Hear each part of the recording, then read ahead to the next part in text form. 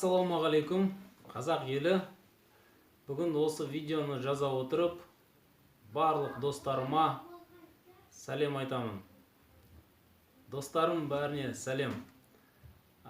Я сегодня, записывая это видео, хочу передать привет всем своим друзьям. Друзьям, которые в Казахстане, я уже на казахском языке сказал. Теперь для тех, кто вне Казахстана, в Таджикистане недавно был. Это Шакир, Закир, Заир, Акбар, дядь Сафар, всем привет. И в Германии есть у меня друзья, Саня, Дима, тоже большой привет.